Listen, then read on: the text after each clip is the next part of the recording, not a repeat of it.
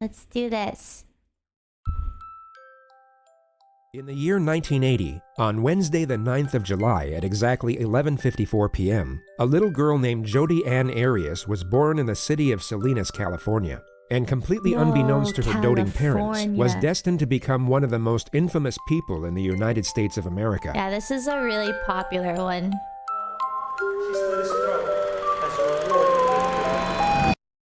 I'm so sorry.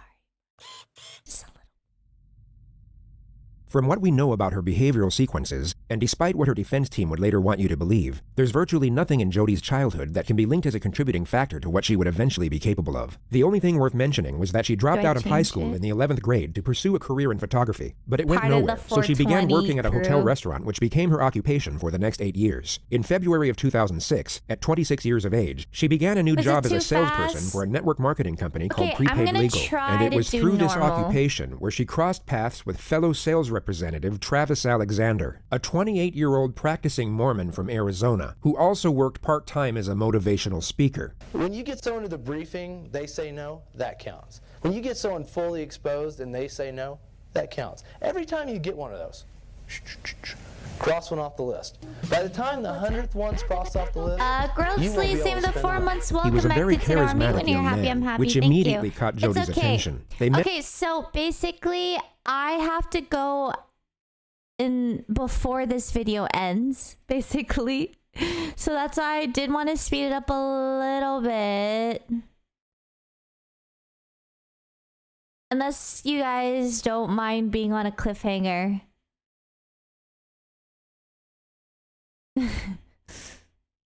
Yeah.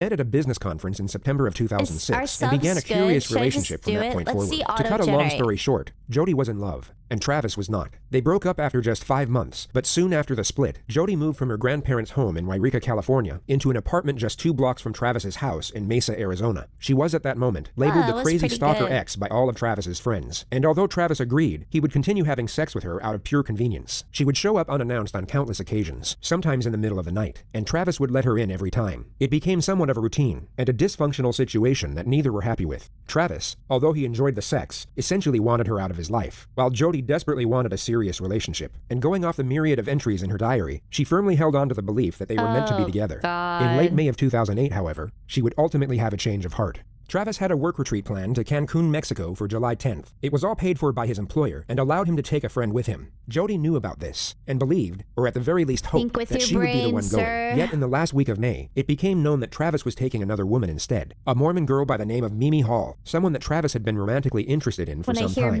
When Jodi found out, it would be safe to assume that she was heartbroken. It would be even safer to assume that she was absolutely enraged, and the collective opinion is that a specific thought process began to emerge in her mind.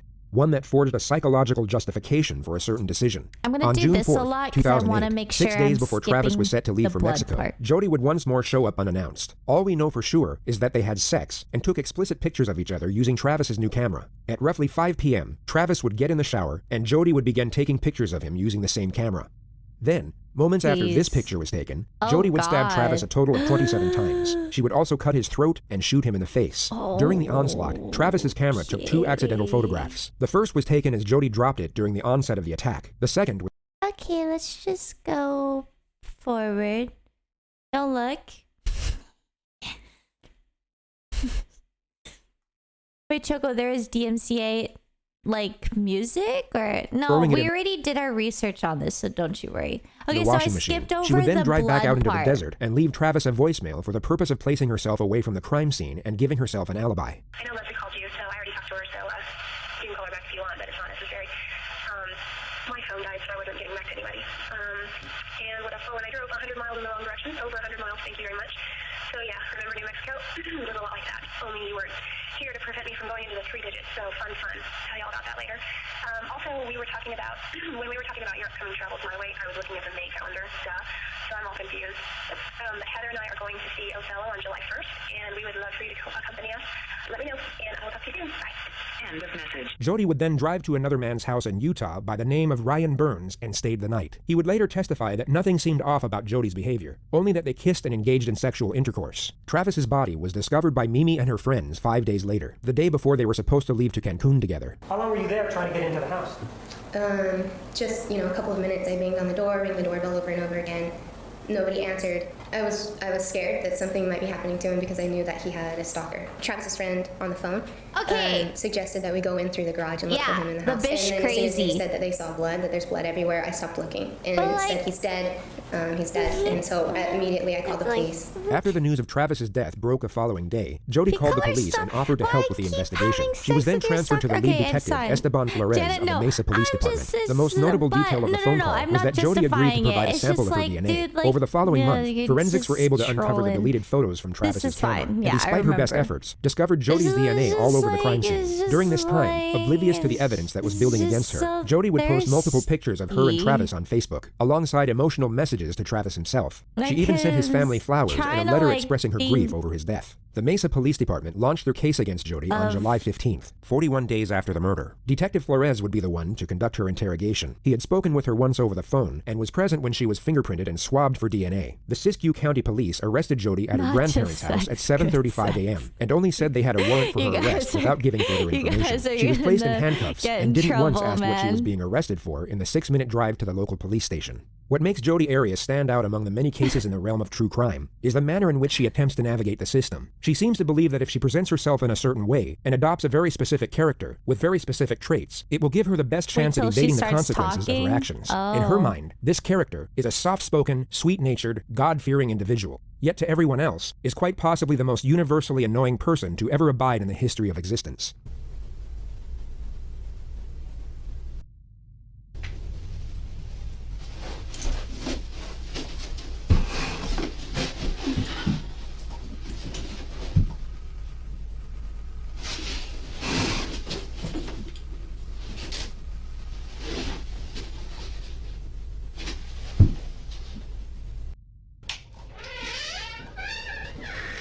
Why did she do that with her hair? Can you cry something? No. Just keep going. Can I get you? Just have a seat here. In the next moment, Jodi will hear Detective Flores approaching the room. She will then abruptly place her head on the table to make it appear as if she's sleeping. She will now notice the detective has instead walked past the room and then revert back to her regular sitting position. For whatever reason, Jodi wants to appear as if she's in a far calmer state than she actually is. She wants the detective to believe that she's relaxed enough to doze off, when she is in fact extremely alert and anticipating his arrival. She places her head back on the table to feign a placid state once more, and you'll notice her left shoulder hovers in what looks like a very uncomfortable position for just over a minute. She then hears the external door open, at which point she takes a deep breath and then fully rests onto the table.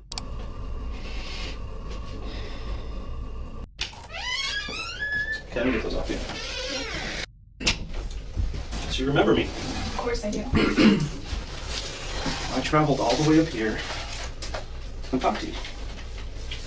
Because, I've been working on Travis's case ever since it happened. Okay, and I know exactly when it happened, when he was killed. I know a lot of details. And just recently we found quite a bit of evidence.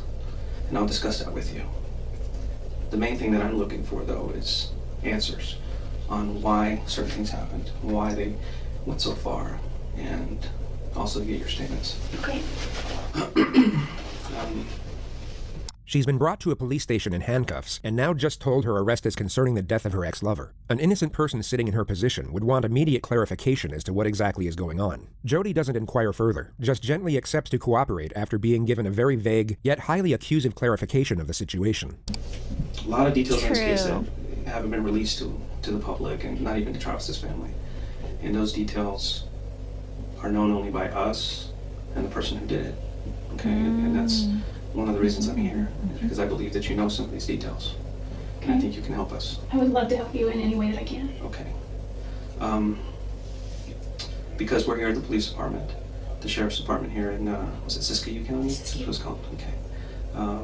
And you're considered under arrest or detained. You're not free to go. And I'm a police officer. I have to read you your rights, okay? I'm sure you've heard them on TV. I have to read them off this little card here, but they're pretty much the same, and I'll explain them to you as we go, okay? And And, you know, if there's a question that you don't want to answer, you don't feel comfortable, you can say no, you know, or, you know, you can elaborate as much as you want. It's completely up to you. It's at your speed. I don't want to pressure you. Is this recorded at all, or should we? I don't know if there's a recording or something. I don't know if these are voice recorders. I noticed them. I don't know if they have video or if they have audio or batteries or what. I don't think they're on. Hindsight allows us to recognize this is simply an attempt to appear innocent. She seems to think that if she appears confident enough to recommend the use of an outdated voice recorder, that it will seem as though she has nothing to hide in the eyes of the detective. But it's just bizarre. If the detective wasn't already certain of Jodi's guilt, he would most certainly become suspicious at this moment. Very cool. Okay. Yeah, I haven't touched those or anything, but Jodi's mind would be racing here, yet she desperately wants her exterior self to appear calm. She's so focused on having this nonchalant disposition that she completely fails to realize her behavior doesn't match the situation whatsoever. She's in a state of hyperarousal while feigning a state of composure, and the end result just looks very strange. It gives reason for her unusual infatuation with a voice recorder, and also for her oncoming sitting position, which really can't be described, only compared to a sea lion peeking over a rock. It's just unfortunate that it's Jodi. what I want to do The name is has just to get be the Jodi with Everybody an wants to I. know. Okay. And Why is so I'm there gonna ask you some questions. You can voluntarily answer them if you want. Okay, is that cool? Yeah, that's fine. There was some question about you being. Well, let's start with this. What have you been up to since Travis's death? What have you been doing? Well, I've been working. Mm-hmm. I haven't been really working in prepaid legal. There's not a whole lot here in this marketplace, which is... It's kind of small here. It's small here, and really that could be seen as an opportunity rather than a hindrance, because that just means the market is untapped in a large way. So I could have, if I wanted to, but I'm kind of like a deer in the headlights when it comes to prepaid legal, and I just have a fear of just approaching people. You'll come to notice that Jodi will go off on these unrelated tangents anytime she has the slightest chance to do so. It's a recurring theme in interrogations for when the suspect is facing serious charges, and the common theory is that it's an attempt at gaining a momentary escape from what is likely the most terrifying moment of their life. Going into detail about topics completely unrelated to the situation at hand essentially delays the onset of their new reality. Forensic psychology views this as a form of denial, and also a subconscious coping mechanism. This particular tangent was about the local climate in multi-level marketing, but she'll also ramble about photography, religion, relationships, spirituality, household pets, her ex-boyfriends, road trips, hitchhiking, designer clothing, and computer virus software. The detective subtly nudges her away from the theme of network marketing and onto the topic of Travis. She starts off with a Facebook post she made in his memory. I realized looking back on it that it kind of sounded immature. It's more like my Dear Travis kind of letter. And so I took it down because... More personal? Yeah, some of it was detailed, a little bit more personal. Not too personal, nothing inappropriate. Just, I just felt funny. I think because I'm a photographer, I tend to communicate more through pictures, so I posted a ton of pictures that I had of him, and I have a ton more that I just can't access right now, and videos and things that I know his family would want, but She then explains how it's hard to talk about Travis's death with the guy she's now dating. And we've been talking a lot. We try not to talk about that because it's kind of like, ugh. And plus, Travis is my ex-boyfriend, but at the same time, he's my friend. So while I'm mourning my friend, how do you talk to your new potential, possible, maybe person that you might start dating about your friend, even though he was your ex-boyfriend? So it's kind of a gray area. The detective knows she'll happily trail off until the morning comes, so he cuts her off and locks her into the situation at hand. I've talked to a lot of people, and everybody's pointing a finger at you. Ooh. You know, everybody is saying, I don't understand what happened to Travis. I don't know who killed him. Ooh. But you need to look at Jodi. Oh. And sometimes the simplest answers are the correct ones. One of the most fascinating parts of this interrogation is how long the detective allows Jodi to cling on to hope. For the first 45 minutes, she will be terrified, yet still believe there's a chance she will be going home at the end of it. The detective will hint at her suspicions and culpability in a gradual manner, yet not directly accuse her until a much later stage. Dangling the idea of hope above someone's head while simultaneously hinting at the grim future that awaits them would perhaps be considered cruel in most other circumstances. Yet on this occasion, it is tolerated for a tactical purpose, which is to allow for as much divulgence from the suspect as possible. Her fear will cause her to panic, not enough to the point where she completely locks up, but just enough so that she continuously tries to claw at her own salvation, and in the process will divulge information that will be extremely damaging to her defense later on. And that's one of the reasons I started looking at you a little bit closer. And over the last month or so, I've gotten into Travis's life, talked to all his friends, his family. It's sped up I got a by really good understanding of who 1.25. he It's is not now. too sped up though. And It's like I got a very slightly good sped understanding up. of your relationship with him. Obviously, you weren't boyfriend-girlfriend anymore, but you were still having a sexual relationship, which Does his family know about that? Just curious. No, his family doesn't know anything. Yeah. I'm interested in protecting how he's remembered as well. And just for the purpose of integrated context, at Jodi's trial, she would label Travis a sexual deviant, a domestic abuser, and a pedophile. He truly had feelings for you. What? And for some reason, pedophile? He felt that the relationship between you and him was somewhat unhealthy, but he couldn't stop it. And I assume that's probably maybe the same way you felt about him, or maybe you didn't understand why he didn't believe it was healthy. No, I didn't think it was healthy either, spiritually at least, and probably emotionally. Mostly spiritually, and I think that kind of, once you have something that's not healthy spiritually, it filters through all aspects of your life. Her dialogue alters from spirituality to her work history and then to her finances before moving on to her family. Bear in mind she wasn't asked about any of this. Financially, I wasn't doing well. I missed my family. I moved away shortly after high school, and I come back to visit, but I realized over the years I'd missed out on a lot of things. My little brother and sister missed out on just their karate or their baseball or cheerleading or... The detective nudges her back to the subject of Travis once more. He asks if the sexual element combined with his religion was the reason the relationship didn't work. Jodi then takes it upon herself to recount her sex life history and simultaneously preach about her own devotion to the Bible. I've had a couple of serious relationships before where I was intimate with a few people, and it's kind of silly, but I used to always joke that regardless of what the Bible says, and yes, I'm Christian, I just live my life by the 10 Commandments, and those are my rules. You know, thou shalt not this or that, but it doesn't say thou shalt not fornicate. So I just used to joke about that. We did pray about it. I remember we knelt by his bed once, and surprisingly, he suggested it. Normally, you know, I would suggest that we pray before we go on a trip or before we eat if we're alone. It was kind of unusual for him, huh? Yeah, because he was very resistant to prayer. He's like, so I'd say, will you say a prayer? He's like, why don't you say a prayer? Why don't you say a prayer? Why don't you say a prayer? So we'd go back and forth. Jodi, will you say a prayer? And I said, sure. And Travis was like... The detective endures as much prayer talk as humanly possible before shifting the topic once more. He was at a point in his life where he wanted to really start settling down. I love the narrator. Like he needed to kind of grow up, you know, become a husband, become a father. Did you guys ever discuss possibly getting married or anything? When we were dating, we did. Okay. Once we broke up, he brought it up. He actually proposed to me a lot of times, but he wasn't serious. Let's move to after the breakup. Oh, okay. What kept you in Mesa at that point? I actually moved to Mesa a few weeks after we broke up. Really? Mm-hmm. I mean, there was a time period you really wasn't seeing anybody, and then Mimi came into the picture. What did you think about her? I didn't know a lot about her. She seems like a really nice girl. He showed me her picture on Facebook. You know, I don't think she had a lot of pictures on there. He said that he's not sure why, but he's pretty sure that she could be it. And I was happy for him. I didn't find out about Lisa. This conversation you had face-to-face with him? Yeah, it was in his room. And he had his laptop, you know, just on his bed. Jodi is desperately trying to make it appear as though her and Travis were on good terms. But this is just overkill. Jodi was labeled the crazy stalker X by all of Travis's friends, and even Travis himself. The idea that he would show and then discuss any potential future romances with Jodi is ridiculous. And I truly believe he does love her still. Oh, he does. Travis had he's what you call a player. You know what that means. Yeah. He kind of pulls girls in. Anybody, though. He was reluctant to make a commitment first off. And truly, he didn't think that you were marriage material. And I don't know why not. I mean, I see you. You're a wonderful girl. This investigator you're trying to like life, and have her admit, like, yeah, Travis. We have very different philosophies on a lot of ways. We would argue about the dumbest things, and like there were so many times where I just couldn't wrap my mind around what he would. I could, but I would try to get him to do the same for me. Like there was a time when I broke down on the way to LA once, and my car got a flat tire, so I had at the time roadside assistance because my car was still under warranty, and they went to take the car in to change the tire and realized that when they sold the car, he's not trying to hit on her. And I was kind of hungry. It's Longton. Thanks for giving us up. Thank you so much. Thank you. Joshua, thank you for the $5 dono, by the way. There's 2 blocks down here, and there's a Jack in the Box there, and he was driving to a motel. I said, is there an IHOP around? Because I really like IHOP. He's like, yeah, but it's kind of like 5 miles back in the other direction. I was like, okay. He's like, I can drive you there if you want.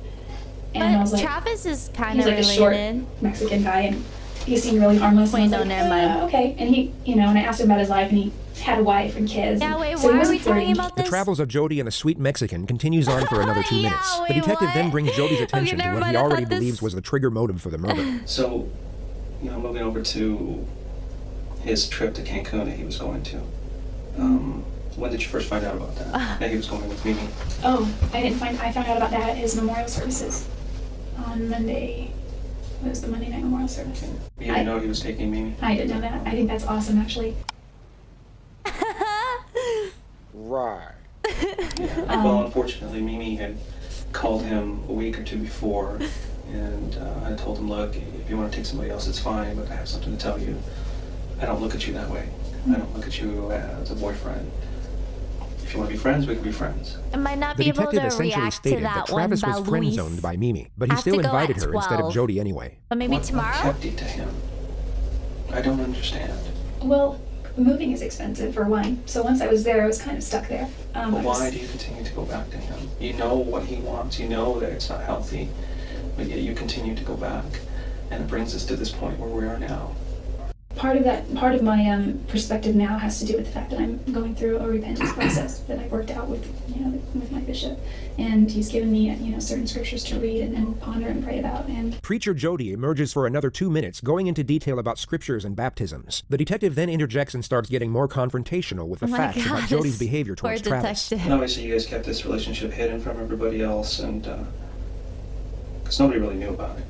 Well, there were some people who I talked to and said, yeah, they continued to have a relationship even after they broke up.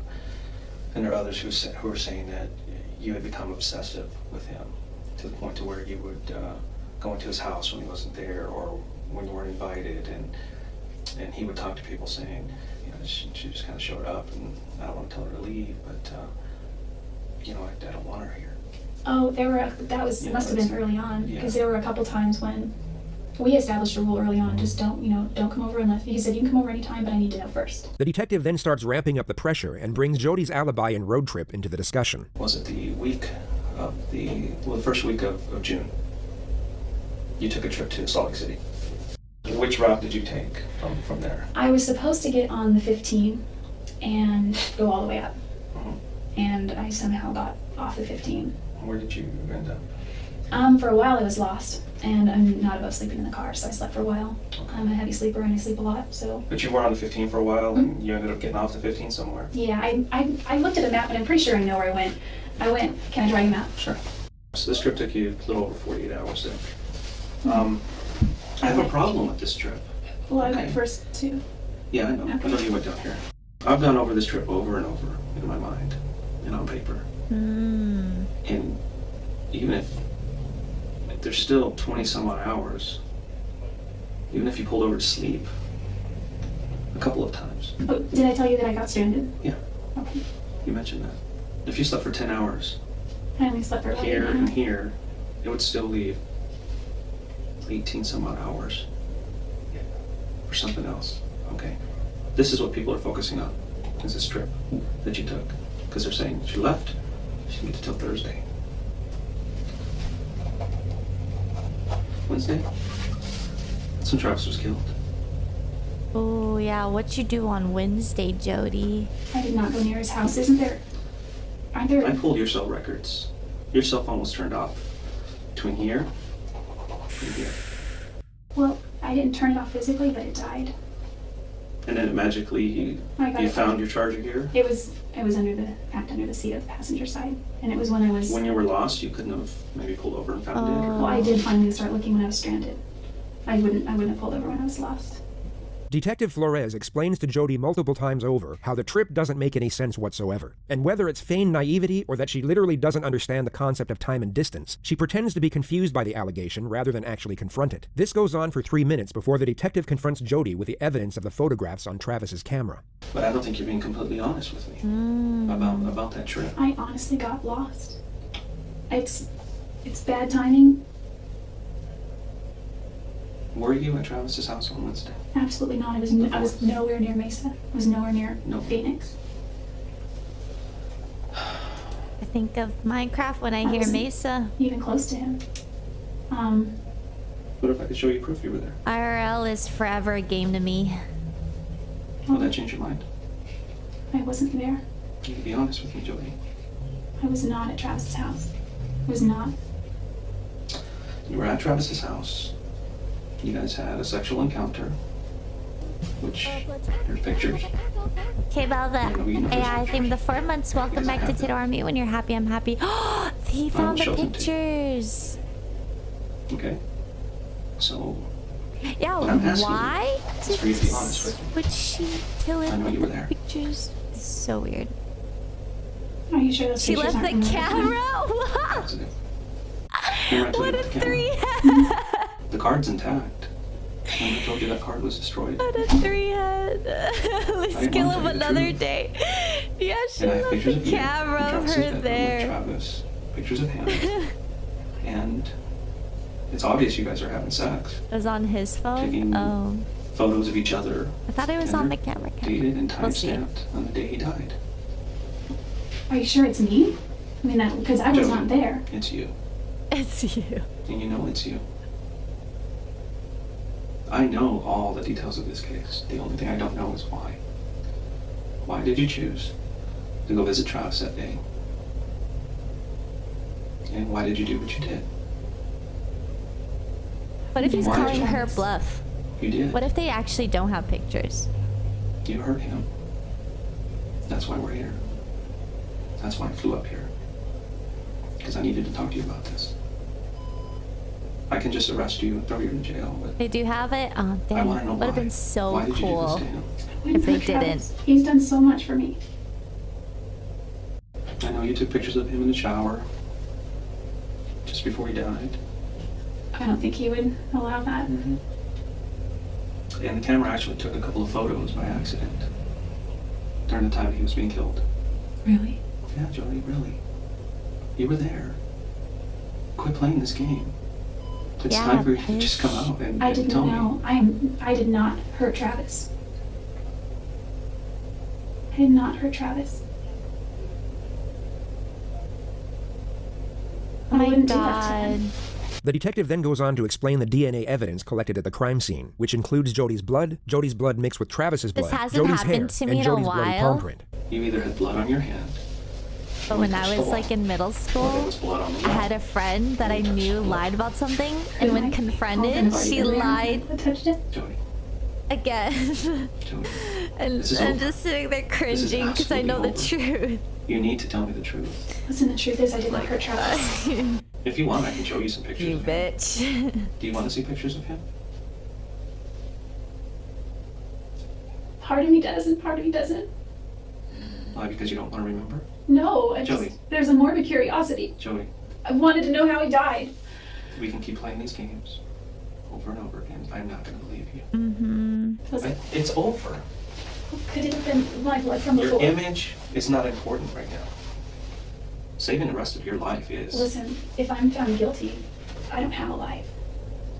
I'm not guilty. I didn't hurt Travis. If I hurt Travis, if I killed Travis, I would beg for the death penalty. It just seems so impossible. I want to see it. I want to know. I mean, I'm not a murderer, but beg for the death penalty. Or, wow, something. that bluff. Okay, let's say for a second that I did, and I say I did it. I mean, the motive is there, the jealousy issue. But I wouldn't even say I was jealous. I mean, there may have been some jealousy there, but then what is it? What caused this? I think if anyone, maybe Travis was jealous, but that's not what everybody else says. I can prove you were there. I can prove it. But what I don't have is I don't have answers on why it happened. Or, maybe something just got out of hand. Maybe things got out of hand. Did you find the gun? Maybe that would... Jodi, we're just playing games here. I'm gonna take a little break, but I need you to think about what you're doing here. Because the best thing for you to do is to tell me the truth. It's so important that you tell me why this occurred, what was going through your mind, and what caused you to do this. I'll let you think about that. Okay? And I'm gonna go look for some pictures, and I'll bring them over, and we'll continue this discussion. Okay? Let me go find them. I'll be right back. Texas, I'm not a murderer.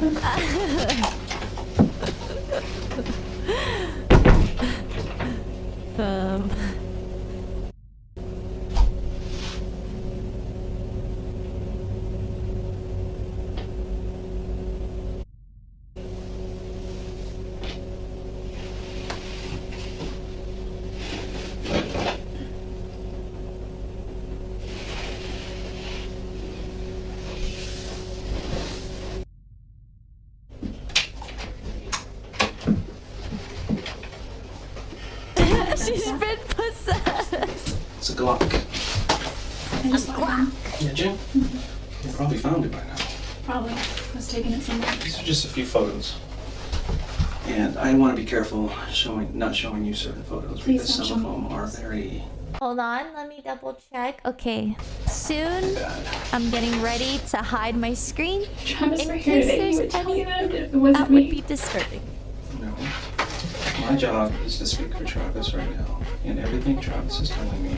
You guys might not be able to see these pictures, but yeah, you guys can listen to it. Remember him? Is he naked?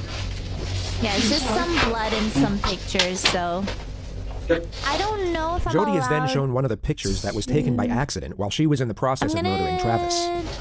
Do this now. Yeah, I see the It's your foot, blood. Jodi. Yeah, These are your that's pants. No, it's off color that's because blood. we enhance it and the color kind of changes a little bit. That's Travis. I'm looking at blood right now. This is his bathroom. That is not my foot. Couldn't even recognize Travis. Okay, we're good.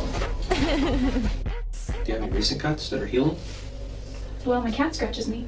Little things. Showed you Olivia, thank you for the 25 months. Welcome back to Tato Army. When you're happy, I'm happy. Story mode 6, same the 3 months. Welcome back to Tato Army. When you're happy, I'm happy. Thank you. About your cat, but there's no doubt in my mind that you were there.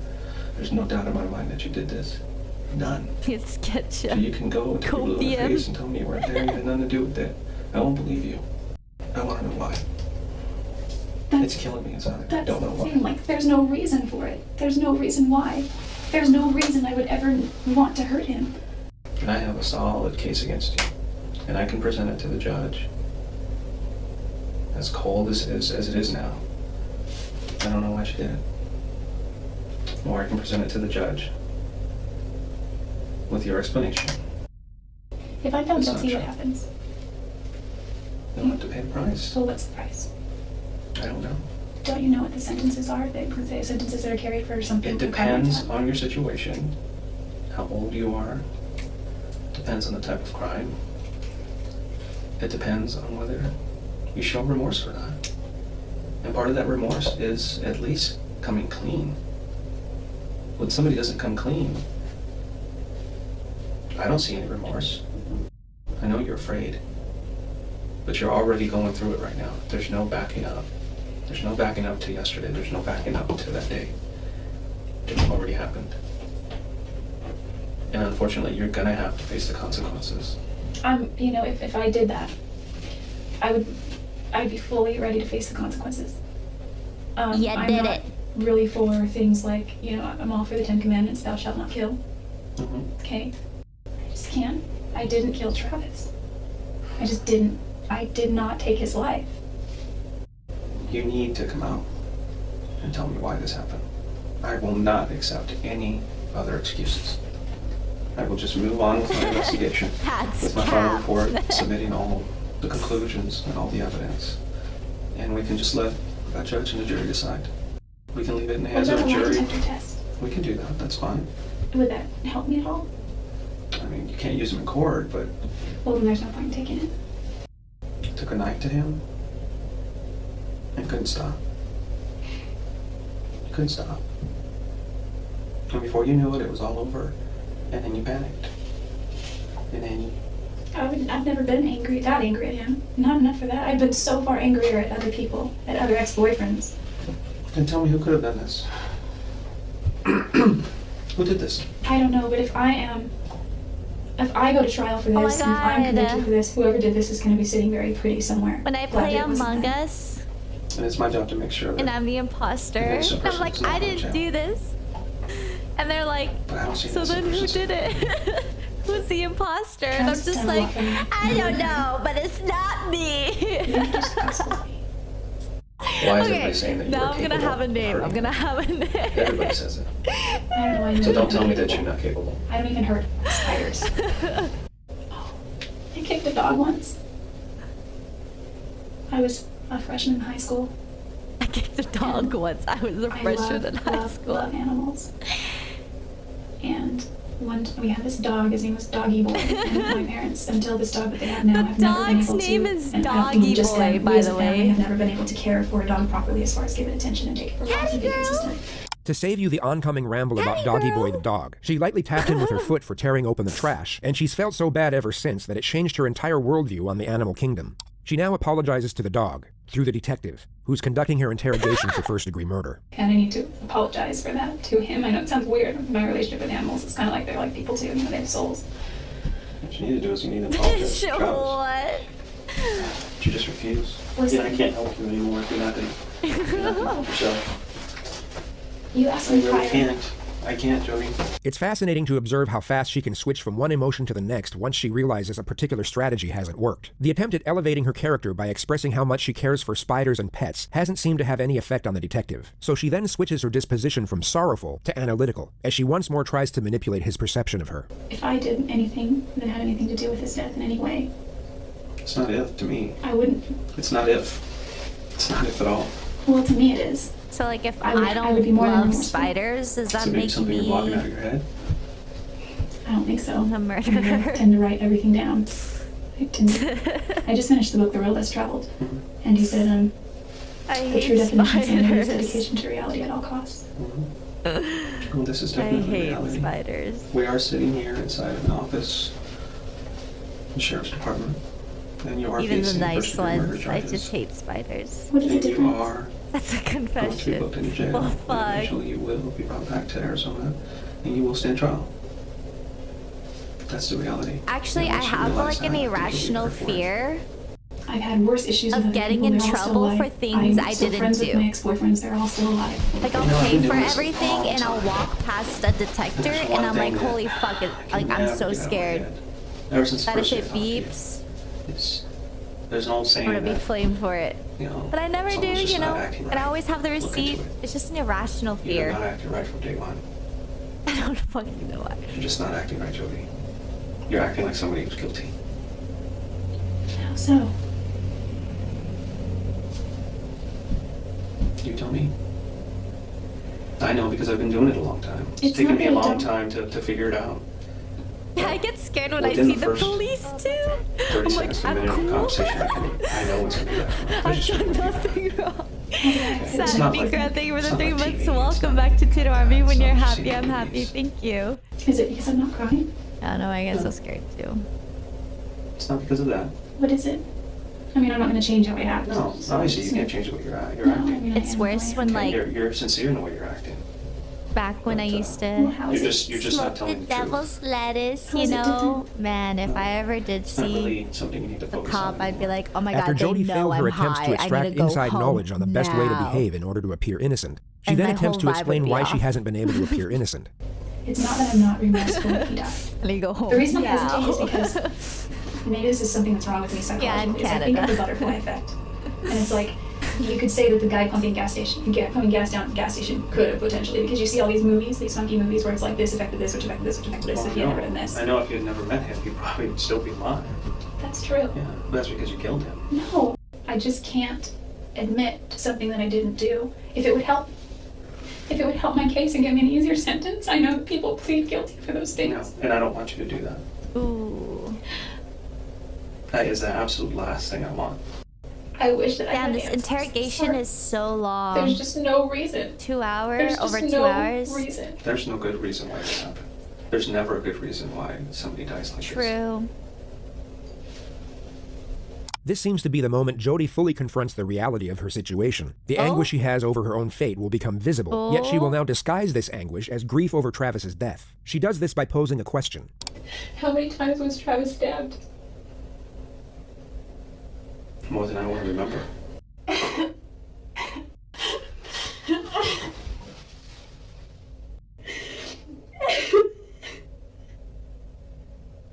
The cop is like, fucking stop. Travis's family is gonna miss out on the trial. Did Marston, they were the 4 months. Welcome back to Tito Army. There's When you're just no happy, I'm reason I happy. would ever Thank you. want to hurt them. All I know is that I need a story or else it's just cold. It's so cold. But without the truth, I can't paint another picture. And it's going to be up to the prosecutor to paint that picture. And if you want that prosecutor, and I've met him, and you don't want him painting that picture. I have to maintain my innocence. I can't admit to doing something that I haven't done. There's just no Well, I have more work to do. Can you give me a rundown of what's going to happen from here when you leave? Yeah, you're, Like, just today, for example. well, you'll probably be taken across the street to the county jail. You'll be processed through there. This is a really trivial question, and it's going to reveal how shallow I am. But before they book me, can I clean myself up a little bit? You're going to be taken the way you are. I can't give you anything else. Do I have to go in handcuffs everywhere? That's just procedure.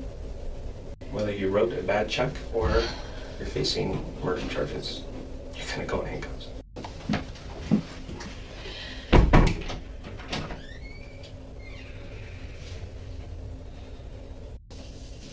Should have at least done your makeup, Jodi. Gosh. I didn't hear you breathe. I wonder how am I still here? And I can't breathe. I didn't hear you breathe.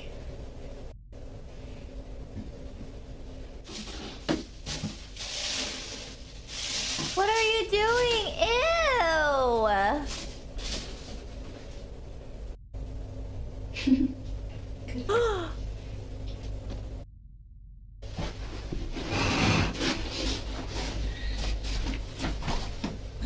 Bobo. Okay, maybe she's just meditating. Okay, but the laughing's weird. He knows our need. Still beating.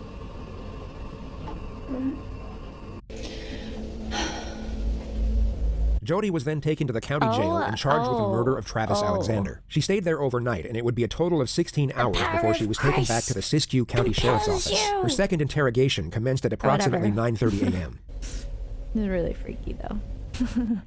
Just remember in the winter.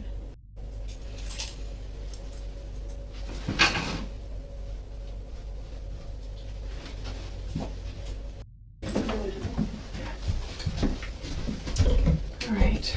If you want to go ahead and stand up for me, as I take these cuffs off, just go ahead. Yeah, she and put your sings hands well, behind but yours, when okay? she's like, I can't hear you breathe. I think that's one of the lyrics. The game like, plan you for know, the second interrogation will be a lot more sing strategic. something Investigators else, will have studied you the know? footage the day prior and will now have Maybe a greater like your understanding ABCs. of Jodi's personality. Andy, The thank you initial for the 4 tactic months. is for Welcome Detective back to Blaney Teen to Army when you're criticize and happy berate and the happy. suspect's Thank character you. while simultaneously reinforcing fear and apprehension. She makes it very clear from the offset that the suspect's fabricated naivety and sickly sweet persona will not work on this occasion, and Jodi's self-esteem will be broken down in a manner that would typically be considered bullying or abuse under different circumstances. This is done so that when Detective Flores returns, it will be a welcome relief, and an immediate rapport will then be attained, which in turn will make the She's gonna suspect get far more likely bullied. to cooperate. It's a Holy derivative of good fuck. cop, bad cop, and the two investigators always- execute this technique in a near perfect manner. David, Detective too, Blaney's thank time you with for the suspect Prime. is essentially a Welcome. Thank you so non-stop much. psychological onslaught, which is sometimes executed in a She's passive gonna manner, get while other times in a far more direct bullied. manner. During the latter stages of the bad cop procedure, Jodi will be asked if she would prefer to speak with Detective Flores instead. This question is posed I've a never total of seen 5 like an times, IRL and only bad on the cop, 5th good time cop. will Only Jodi like finally give in in and movies admit and that she shows, would. so This I'm will kind give of her the excited to impression see that when this. Detective Flores finally returns, it was all her doing, rather than a calculated and prearranged strategy.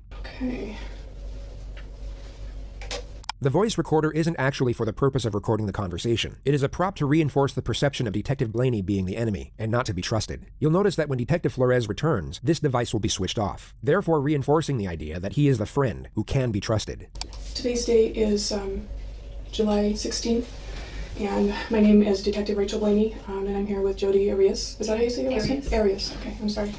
This is just formality, and this is, if I have to, write up a report of what we talked about, at least I know word for word, what you said, and there's no mistakes. Okay. The reason that I wanted to talk with you this morning, there's a couple of reasons actually. Let me say this: it's obvious to me that, you're not a typical suspect. You come from a good home, a good family. Your parents obviously care about you. That was evident, when they talked to him yesterday. And you're a bright girl. Probably more intelligent than you were letting on yesterday. And there's no question in my mind or any of the other investigators' mind that you were the person that HCL in the 26 months. Welcome back. Thank you. Life.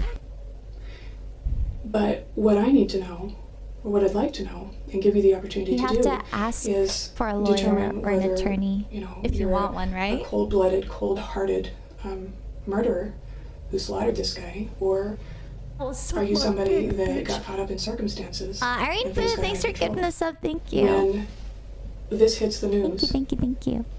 And it will. It'll go to the media. Do you want to be portrayed as that cold-blooded, cold-hearted murderer? Because the media loves that. I'm trying to help you out. I'm trying to give you a chance to make things right. You know, show the families that you do have some remorse. But when you continue to deny when it's obvious that that's not the case, you appear to be the cold-blooded killer. And things are going to start moving real fast here for you. This is kind of a pause, you know, before things, you know, start getting heavy. This is your opportunity to help yourself out. We don't need you to tell us anything. I'm doing this for you. It's a matter of, do you want to take control of your situation and paint the picture of who you are? Because you're the only one that knows that. The professional ruthlessness of this investigator is quite astonishing. The demeaning and sarcastic tone she manages to superimpose over straight facts is gripping to witness. You know, was it a matter of, like I said, this guy, Travis, building some sort of, what you thought was some sort of relationship? You know, were you hoping for marriage? Is this something that you were hoping for? Was he leading you down that path? You know, did he take advantage of you? Don't give her ideas. Were there She probably promises took made that idea just now. Were broken? Did he betray your trust in some way? I don't know. Only you know that. This is not going to go away anytime soon for you, Jodi. You know, you're a young woman, just starting your life. You have a lot going for you. You should be fighting for yourself right now, and you let this eat at you, and it's going to destroy you. Or change you in a way that you wouldn't want. Jodi manages to veer off on trivial aspects of her and Travis's relationship that paint her in a positive light. Officer Blaney makes it very clear that she has far less patience than Officer Flores. With what appears to be a very sympathetic tone, she will snap the suspect's focus back to the element of the murder. As much as I love Travis, I just have always, there's something inside that says he's not the guy you're going to marry. So then what was it? What was it that led up to all of this? I mean, there's got to be something. So I honestly don't believe that, you know, that you're cold-hearted and you would just go and just, you know, kill somebody on a whim. That doesn't fit your profile. So what was it that led up to that? You know, you tell me. You tell them. You tell, you know, Travis's family. I'm just trying to fill in the holes there, you know, and just kind of guessing about the emotions. You know, what was it that would make you, you know, so angry or upset?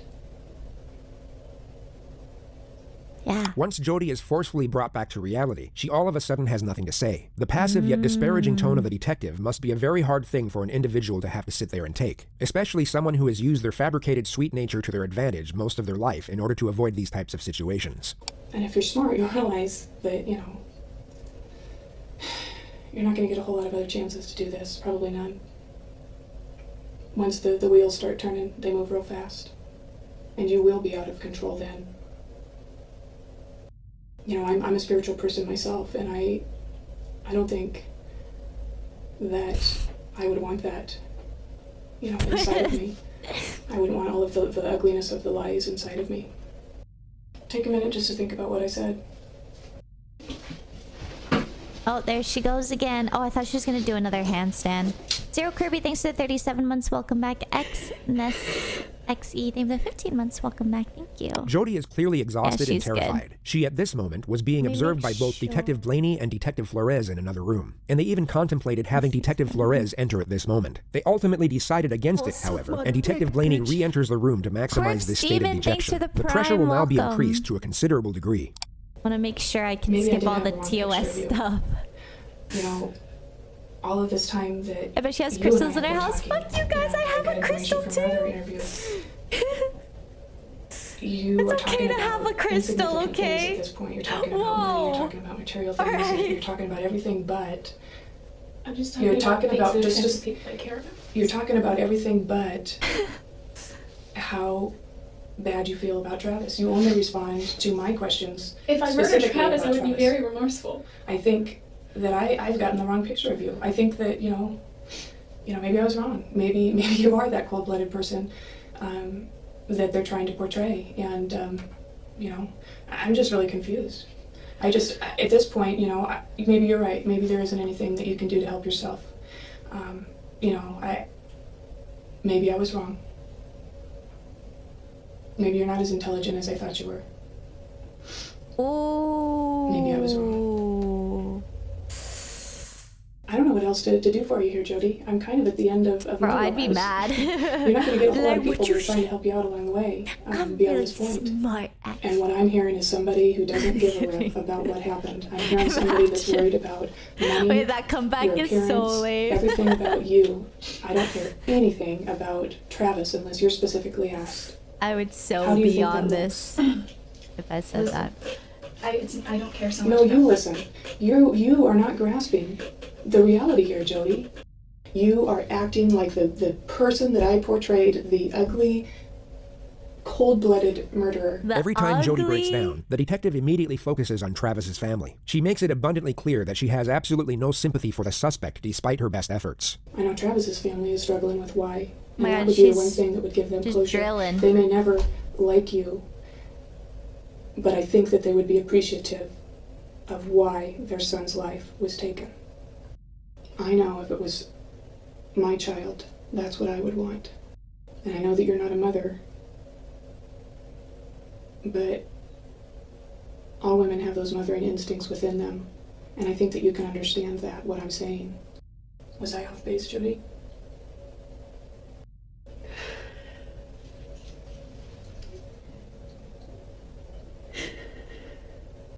Could you be clear as I could use?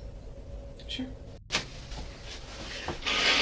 Toilet paper. I understand that you're a very private person. Everybody has said that, and that's very apparent. But all your business is going to be out in the open right now, so there's really nothing to hide from anymore. You know what I mean? And do you think at this point that your crime matters more than Travis's family's grief? Guys, at one point I used Kleenex. I used toilet paper as Kleenex too, okay? It's just because it's a big deal to his folks. Too lazy to buy actual Kleenex, but I bought some. I This have is your some. opportunity to make right on some of your selfishness. It works. I wasn't angry at Travis. Everyone keeps saying whoever did this was so angry. Then what were you? Were you jealous?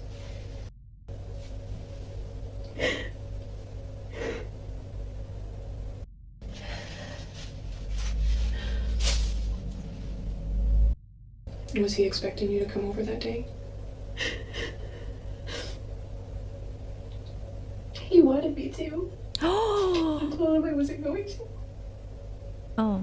So was I thought it a she was surprise that you admitting. actually showed up? Jodi Wait, prepares to pause set off chat? on another tangent about photography, but gets shut down right away. The detective doesn't allow her thoughts to keep wandering off on something unrelated as a means for attaining a brief distraction from reality. I got pictures of him once shaving, and then he was already weird about that. Well, Jodi, when you say things like that, it's obvious to me that you don't want to do the right thing for the family. You don't want to unburden yourself. You don't want to give them closure. And you're jerking my chain. And I don't appreciate my chain being jerked. I'm tired of playing games. I'm tired of skirting around it. I thought that it would be easier for you to talk to a woman. My commentary. To say what you need to say to a woman. Sometimes it is. But unless you're willing to give me something, then I can't do anything for you. After today, things are going to go so fast for you. You're going to be totally out of control of the situation. The wheels of justice will start turning. OG Fashion Aim the 5 months. Thank you. You're Welcome horrified back. about that person within you that could do something like that. But it happened, and it's a done deal. God, I can't wait till she admits to it. The least you can do I is always tell feel the so family good when they're how like, it happened, so they can understand why. I was just so. I mean, do you think you're going to get this opportunity again? I didn't mean to do it. And just have Or a something, free-form I don't know. discussion. There's not going to be any situation or place that's going to make it any easier for you. This is as good as it gets for you right now. Would you rather talk to him? Oh my God, she never if you cracks. do, you know, that's fine, and I'm sure that he'd be willing to talk with you again. Or would you rather? Reminds me of that Dahlia girl. She got sentenced. Rain Avera, thank you for the 16 months. Welcome back. I don't know what it is that's going on inside your head right now. I don't know whether you're weighing the odds. You know, trying to figure out how you can save your own skin here. Don't you think that it's going to make just a little bit of difference inside yourself? As far as that closure goes, if you know that the family at least has something. And if you're not going to do that today, please don't spoil. Right now, I'm just going to send you back across the street. Chat spoils, even if I write "don't spoil" in my title. Demon Road Pirate, thank you for the 5 months. Welcome back. Thank you. I guess my patience are running a little thin. And if you think you're feeling grief over this whole incident, think about how they feel. For once, think about somebody else. And if you want to talk to Detective Flores as opposed to me, you know, you can do that. Like I said, I thought it would be easier for you to talk to a woman. I kind of do want to talk to him because he has been in contact with with Travis's family a lot. Okay. I don't know if that would make any difference, but I know that he already talks to them on a regular basis. Yeah, and I'm sure that, you know, he has somewhat of a relationship with them. So I'll go see if he's... Yeah, I'm not trying to stall or anything. Go back anytime. Can we go? Yeah. Well, Rachel called me and told me that you wanted to talk to me. Are you doing okay? It doesn't matter how I'm doing. It does to me. Thank you, but it doesn't matter. What matters is how his family is doing. I told you yesterday I've been doing this for a long time, and you're absolutely right. You know, the person's family who was hurt, they're obviously hurting. But there's a second family that hurts as well. And in this case, it's your family. The objective of good cop, bad cop seems to have worked. A higher level of trust and rapport seems to now be established. Jodi pours out her emotion as the detective offers a sympathetic and understanding tone. But then something very interesting happens. Once she composes herself, she for some reason requests to see the photos of Travis. Not before, but after he was murdered. Many could think she is attempting to gain some sort of depraved satisfaction from seeing them. Yet going off how the rest of this interrogation plays out, it's more likely that she is trying to gather information, or at least confirm something in the photographs, before she amends her new narrative. I think it might give me some sense of Neon, closure. thank you so much for giving us up. Thank you again. I don't even think I really deserve closure. And Demon Road Pirate, thank you for the 5 months. Thank you. Do you want to see the room? Do you want to see the bathroom, or do you want to see him, or is it the photos before it happened that you want to see? I think the photos after everything. I won't show you those. Is there any that you can? No.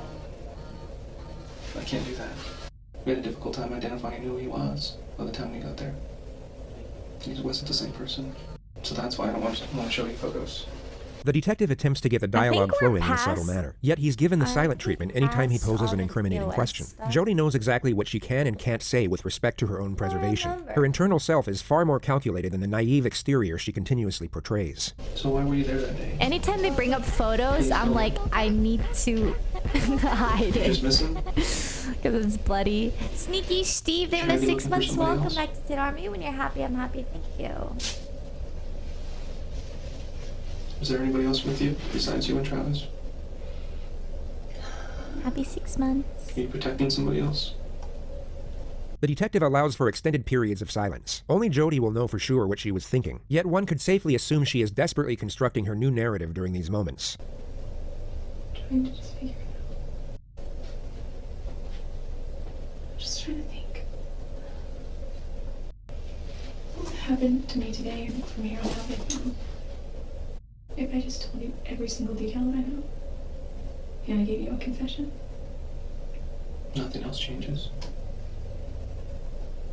It just speeds up the process.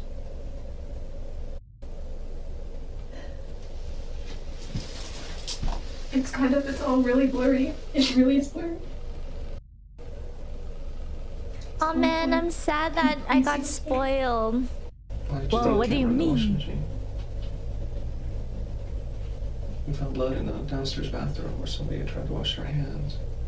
There's blood on the outside of the washing machine. There's little things that give us clues to what you were doing afterward. Everybody says he just leaves his doors open when he's home. Trusts everybody. Have you ever seen the movie The Secret? I don't think so. No. This was the cue for Jodi's next series of insufferable rambles. Okay, I know you guys are joking and stuff, but like, if I were Jodi, I would, you know, the joke gets kind of old, and like, you know, she wouldn't. to me, it's like, damn, like, okay, like, this bitch is crazy. Okay, Quarter Jade is, like, amazing. I know you guys are just joking because it's just her name, but, like, also, like, Jodi's a really good friend, and, like, sometimes I'm getting kind of triggered for her, so, like, I just don't want it anymore. Yours this for the next 31 minutes to lower her guard. Fun, but it was, like, too much now. Like, I've been watching this for over an hour, and I just keep seeing it. It's just, like, you can tell, it's, like, really, like, I don't want to be compared to someone. Like, if a Janet was this crazy, I'd be like, okay, guys, I get it. I don't know. No more. I've never been through the temple, but from what I understand, I'm sure maybe Jodi doesn't care, but and meditating there and being there will help to give you can't help but feel like my friend is getting dragged for nothing. And I went to the sporting goods store several times to see what you had, and they were all in the $500 or $600 range for the kind that I wanted. So they were too expensive, but then there was this one, it was cheap. Jodi's dialogue eventually winds up on the subject of Travis, and how Travis was private about the shower. The detective seizes the moment to catch Jodi off guard. He subtly poses a highly incriminating question in a jokingly manner. He was very private about the shower, like we... Is that why you were taking pictures of him in the shower? No, no. She doesn't deny she was there, only that she wasn't taking the pictures for that particular reason. She doesn't refute what is essentially an accusation, only a part of the context within it. This seems to be the moment where Jodi realizes the holes in her story are beyond repair. She has to admit she was at least at the scene of the crime, and will now start to scramble her thoughts to garner the most self-preserving storyline. Trying to get back down. No,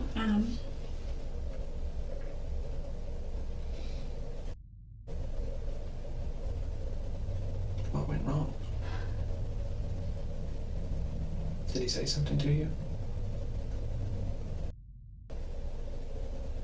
What did you do? A 4-hour-long interrogation. Wow. Did you plan on doing that the whole time? I don't believe you planned it. Jodi, please. I can't. Why not? Did someone catch you there? Someone not expecting you to be there? They would have seen my car. Then who was it? I don't know. Listen, I can tell you. I can tell you everything that I know or that I remember. Okay. What do you remember? Is there any way I can see those pictures? No, not right now. Can I see them soon? I will. No. You need to start letting me know what happened. Okay. You're telling me that some other people were there. He was kneeling down in the shower. I don't remember him. If this is his shower and the sink is over here, I was like right here taking pictures. And I don't really know what happened after that. Exactly. Except I think he was shot. Killed him and shot him.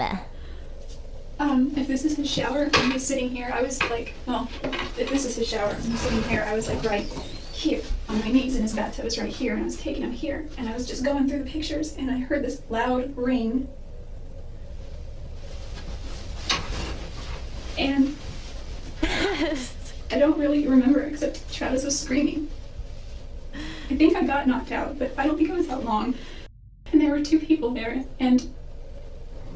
Why didn't you say this earlier, you freak? What'd you say? No! You're weird! This is such a bad lie! Putting my hand on his back, because he was on all four of his knees. He was like on his knees like this, doing something like this, or something like, I don't know. And I was like, are you okay? What's going on? What's going on? He's like, go get help, go get help. And I said, okay.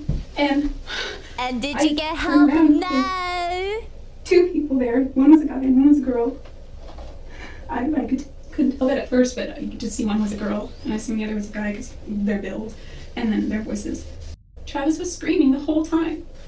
He wasn't screaming like a girl. He was just like he was in pain, like he was like shocked. Like, oh, you know. What happened, Jodi? What did you see? He didn't scream like a girl. I ran. He was still like conscious and still alive, and But you just left him there. Oh my gosh. No, I ran into the closet, and he stopped me. And he didn't touch me. He was just held the gun to my head, and he was like, "You don't go anywhere." And he told the other girl to finish it. I didn't see. He told me to stay there and not to move. And where was that, in the closet?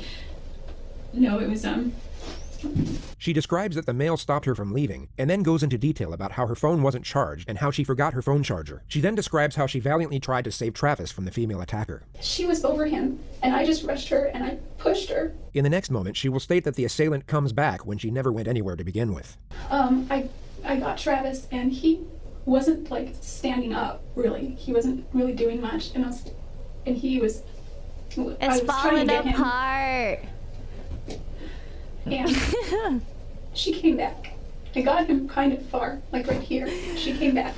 He was starting to just get weaker and weaker. And this guy came back in. And she said that they needed to do me too because it was there. And he's like, no, that's not why we're here. From what you're telling me, she was the aggressive one and he was the more passive.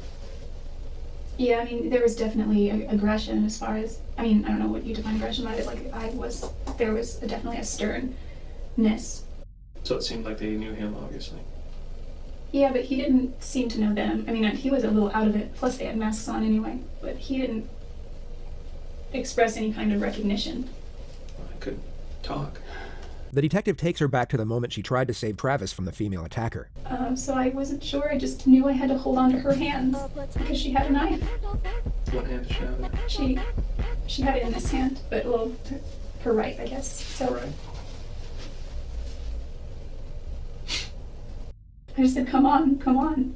You know, he was naked, but I didn't care. Just come on. And he's like, I can't. I said, come on. He's like, I can't feel my legs.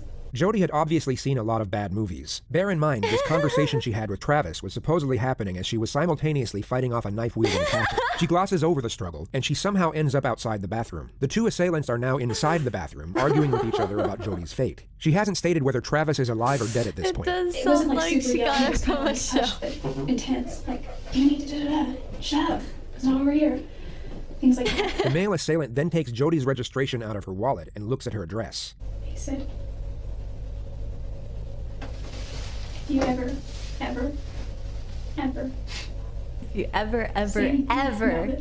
say anything about this to my family, same way. If you ever I didn't care so much about me.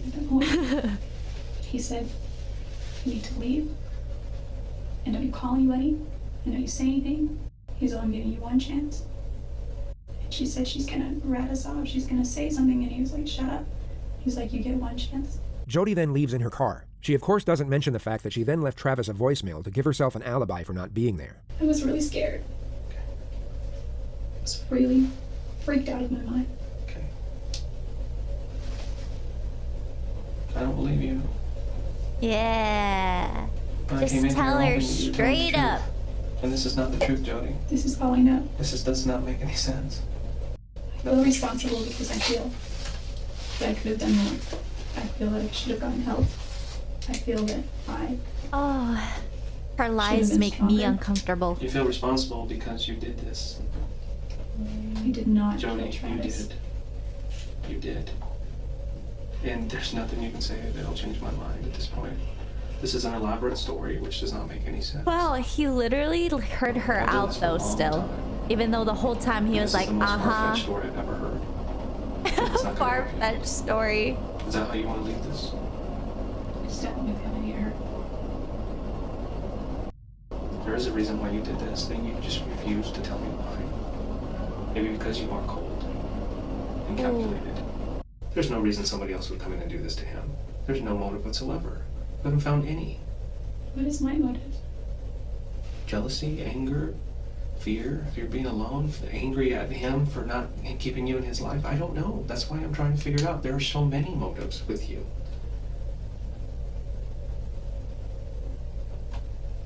Too many. Jodi continues to give random details about the fictional assailants for a further 8 minutes without being asked. The detective then ends the interrogation. One was male, one was female. They were taller than me. Not by a whole lot.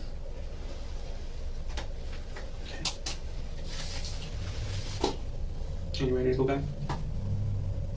Country road. Yeah, I guess I'd still like to say something to his family, but... Oh my God. Maybe I could write them a letter. Even as the detective is leaving the room, Jodi attempts to add further credibility to the new narrative and gives more details of the two attackers. The parents would not be happy. Inconsistencies that I don't even want to deal with right now. Okay, I just don't want my family to get hurt. Okay, they won't get hurt. You're hurting them right now by not telling me the truth. True. That's what you're doing. True. Okay? Esther XGR, thank you for the 2 months. Welcome back. Peter, thank you for the 32 months. Peter Panda, thank you so much. Thank you for the Choco Clap compliments. Sneaky Steve, thank you for the 6 months. Welcome back. Detective Blaney comes back with a pen and paper 3 minutes later. She was curious to see what Jodi would write to Travis's family. It ended up being a self-serving and whimsical paragraph about how sorry she was that she couldn't save Travis. The family were never given the letter. Thank God. Jodi completely dissects and carefully examines the ham and cheese sandwich before she eats any of it, and as you've probably guessed by now, continues to behave in a rather unusual manner. Stop. What'd you just take from there? Why does she like doing that? It's okay. You ready to go? I think so. I guess that's really all I needed. Sorry. Don't roll the tape yet. Why was he a good traveling companion? Oh, he was a great traveling companion for many reasons. Traveling with Travis was kind of like traveling with your own personal comedian. There's something or serenader. weird being Jodi able not only to see stuck with like her story about the details assassination of her squad, face. she doubled down and agreed to every media request that came was her like way. She also stuck with a 240p. soft-spoken, sweet-natured, Jesus-loving character that wouldn't hurt spiders, let alone human beings. But she once again fails to realize this fake disposition doesn't match the situation whatsoever. If you were sitting in a squalid jail, wrongfully accused of murder, and as a result facing life in prison or even the death penalty, you wouldn't be acting like this. She's trying to come across as the innocent girl next door, but she just looks like a terrifying lunatic. To know that he was stabbed some 27 times and shot once in the left cheek, who could have done this to him? I don't know. Who do you think killed him? I have no idea. Jodi, you're pretty calm sitting here. How are you managing to stay so calm? Through my faith and through the knowledge of my own innocence. That's the only thing. I would be shaking in my boots right now if I had to answer God for such a heinous crime. Jodi Arias killed Travis Alexander. There is no question about it. This is Jodi's defense team, and what you just saw was the very beginning of their opening statement on the first day of her trial. The date is January 2nd, 2013, exactly 4 years, 6 months, and 2 days after Travis was murdered. Oh shit, here we go. Oh wait, this is what would have forced her to I need to be careful They must here. have figured the assassination story wouldn't go down well with a jury, especially when confronted with the many steps Jodi took to get away with the murder. So the narrative has now changed for a third time, and the defense have to come up with a plausible explanation for Jodi's trail of deception. The hole she had dug herself into was exceptionally deep, and her attorneys are now crafting the rope to pull her out. Jodi did not always tell the truth about what happened that night. She we want to see, scared about what had happened, I don't know if it's and scared allowed. about what she had done. She had absolutely no experience with police interrogation before. You don't say. And so when they talked to her, she wasn't always truthful. Her fear and her panic about what had happened led her to tell different stories. Throughout this trial, you will learn more about Jodi Arias. Although not everyone in Travis's family were devout Mormons, all of them were close. He in particular had a very strong relationship with his sister Tanisha. And as you can probably tell, a picture can say 1,000 words. Yeah, she looks disgusted. You will find that she is an articulate, bright young woman who is a very talented artist and photographer. And so what would have forced her to have to take Travis's life on that awful day? In order to answer that question, we have to go back to the beginning. The bulk of the defense's opening was to paint Jodi as the naive victim and Travis as the calculated villain. Being a Temple member and an executive director of Prepaid Legal, outward appearances would be very important to Travis. And so while he continued this facade of being a good and virginal Mormon man, he was inwardly dealing with his own sexual issues. And in Jodi, he found somebody who was easily manipulated and controlled. Someone who would provide him with that secretive sexual relationship that he needed. They also mentioned that Travis was violent with Jodi on several occasions, that he would fly into these sudden rages for almost no reason, and that Jodi was terrified of him. They end their statement with Jodi's latest account of how Travis was killed, which is now a case of justifiable self-defense. The attorney gets to the moment Jodi was taking pictures of Travis in the shower. Jodi accidentally drops Travis's camera.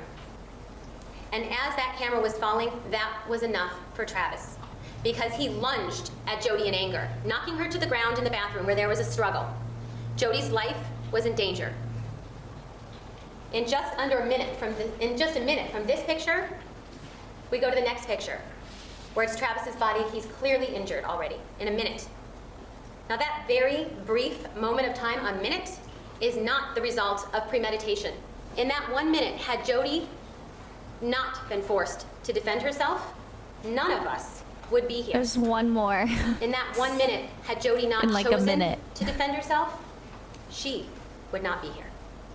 This is not a case of whodunit. The person who done it, the person who committed this killing, sits in court today. It's the defendant, Jodi Ann Arias. And the person that she done it to is an individual by the name of Travis Victor Alexander, a former boyfriend of hers, an individual that she was in love with, an individual that was a good man, all written in Jodi's an diary. individual that was one of the greatest blessings in her life. And this love, well, she rewarded that love for Travis Victor Alexander by sticking a knife in his chest. And you know, he was a good man, according to her. And with regard to being a good man, well, she slit his throat as a reward for being One a good time man. I had a diary. And in terms of these blessings, I tried to. Well, she knocked the blessings out of him And by putting a bullet in his head. It was back when I played League. And stabbed him And I when he used was to in that write about defenseless like the sitting position. asshole This is very teammates I important to take get. note of. The prosecution Sorry, just there's referred to gonna this, be- the last yeah, photograph of there's a Travis few alive. things. Their argument is that Jodi either asked him to sit down or at least waited for him to sit down before she began her attack. She knew Travis had to be I in a would rant disadvantaged about position the before lead she people commenced in her my assault, games. and the prosecution's argument is that it was at this moment when Travis received a stab wound to the heart. He would have then began to rapidly lose consciousness from that point forward. He attempted to protect himself and escape, but he was soon overwhelmed by his attacker due to the rapid blood loss. The pool of blood outside his bathroom reinforces Yeah, the you argument guys that his cannot throat was see cut this after the stabbings. And a pool of coroner's blood. report, Okay, we're which will be good. revealed in more detail later We're on, good for the concludes rest that of the Travis video. was in all likelihood shot in the head last. Jodi's version, on the other hand, has to be that Travis was shot first. The reason for this will also be explained later on. And began and stuck the knife in his chest. He struggled. He grabbed the knife. And when he grabbed the knife, of course that resulted in more blood. I pushed the girl who was there, and I was able to get the better of her, and I was about to run out, get out and go get some help. Except that I was then confronted by the guy. This guy started looking through my purse. And lo and behold, in my purse, believe it or not, I happen to have my car registration that shows my address, because that's what I carry around. So they knew, they being this guy, knew exactly where I live. And he said to me, well, if you tell what happened here, the same thing's going to happen to your family. There's a different story now. Now, it's not that she wasn't there. Now, it's not that it's two people with whatever variation she may have provided to these national shows. Now, she admits it. It was her. She's the person who actually did this. And even though she says that, she still has a view as to the evidence. And this is exhibit number 248. No jury is going to convict me Why not? because I'm innocent, and you can mark my words on that one. No jury will convict me. I also ask that you mark her words while you're marking the guilty verdict for her premeditated killing. I love TV. Jodi spent 18 days on the stand. When she knew what questions were coming, and when completely uncontested, she was very much in her element. She was able to respond to the questions instinctively, and her dialogue came out in a confident and natural manner. You could tell she had each and every one of her responses planned to a T, and had considerable faith that her manipulative prowess would ultimately save her. I don't know why, but they were Spider-Man, and At this point in the trial, the defense had already detailed how Travis was physically abusive, sexually overbearing, and a deep-seated pedophile. Jodi stated that she caught him on his computer looking at images of children, and that Travis had even asked her to wear Spider-Man underwear during sex. The next segment is Jodi's supposed theory as to why Travis had such a request. I do know, however, that the year prior, there was a child he was close with that really liked Spider-Man. I don't know if that had anything to do with it, but he was very much into Spider-Man. This is the reason why she never left Travis after finding out about his pedophilic urges. I was under the impression that when he was able to sleep with a woman as opposed to fantasizing about a child, he felt like more normal as a might man. be accused. So, also, I had seen prior to this incident many beautiful qualities about him and good qualities about him and things that were attractive about him.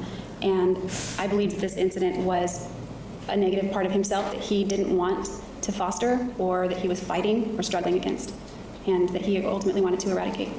So just to clarify what she actually said, her understanding and support of nature was the reason she stayed in a relationship with an unashamed pedophile. She kept it a complete secret, hoping he would change, all the while he was being physically and emotionally abusive on a regular basis. She's tearing down his character, but trying to do so in a subtle manner. She gives off the impression that she's holding back on his detraction to preserve some of his reputation, when she's actually trying to destroy it as much as she possibly can. This is Jodi's version of events that led up to the killing in her own words. It's important to note that when you rehearse something in your head repeatedly, it can be as though it actually happened. And as we know, Jodi had nothing but time on her hands for the last 4.5 years. The clip will begin at the moment she dropped Travis's camera. It slipped. It was kind of like, the best I could describe it, like when you go to catch a football, but it bounces and you kind of fumble it a little, because it didn't slip and just drop. It slipped, and I tried to catch it, and it kind of bounced a little and then fell on the ground and bounced and rolled onto the tile. It fell first on the mat, then it rolled right onto the tile. The mat isn't very big. It's just kind of right outside the shower. At that point, he got very angry, and he stepped out of the shower.